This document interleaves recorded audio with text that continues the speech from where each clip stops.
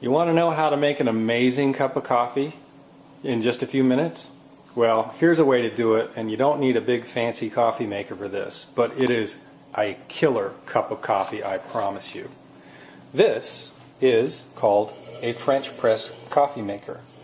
This particular model is a Bodum, and that's B-O-D-U-M. It's actually French. And so let me show you how it's going to work here. We have our coffee, and it's in this bag here, and we have a cup of cold water. So all we're going to do is we're going to take this water and we're going to stick it into the microwave. And we're going to boil this water in the microwave. So all we got to do, oh that's me, hi, hit the 3 minutes, and here we go. And it'll boil in approximately 3 minutes. In the meantime, we're going to go ahead, and I've got some nice French roast here. Yeah, and when you do this, when you use a French press coffee maker, you want the beans to be a coarse grind. So get the most coarse grind that you can through your coffee people. As you can see, I go to Salt Lake Roasting Company, who does amazing coffee beans, and you can buy from them mail order. But if you're going to use a French press, again, you want the coarsest ground coffee that you can find. And as you can see, I just put one level coffee scoop in here, and we're going to go ahead and use that with the boiling water that we're going to pull out of here, although you don't really want it quite boiling. Now the reason you want a coarse grind when you do this is because the finer that you grind your coffee beans, the more that it will release acids out of the coffee, and you'll end up with getting more of a bitter flavor or a bitter cup of coffee.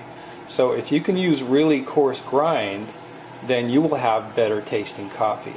And that's one of the advantages of a French press, is that you can use a very coarse grind with a French press and it still works beautifully. And the other thing that works beautifully is it is just so simple. I just love this thing. I got it for my birthday last year, and I don't use it every day because I'm kind of an espresso latte guy during the week because it's fast, and I have a machine, this wonderful machine here, that is just killer. And so I use that during the week. But on Sundays, I like to relax and have a nice cup of the French press coffee. So we'll come right back when the water boils, which is just about a few seconds away. Okay, the water's boiling, and here's what you do. See, it just stopped boiling. We take it out and we count to 10. 1, 2, 3, 4, 5. And the reason we're doing this is because we want it to get the correct temperature. So now all we do is we pour it right in here, and we'll go ahead and put the lid on, and then we wait for 3.5 minutes. Okay, it's been almost 3.5 minutes, and I did move this, you may notice, but you can see it better from here.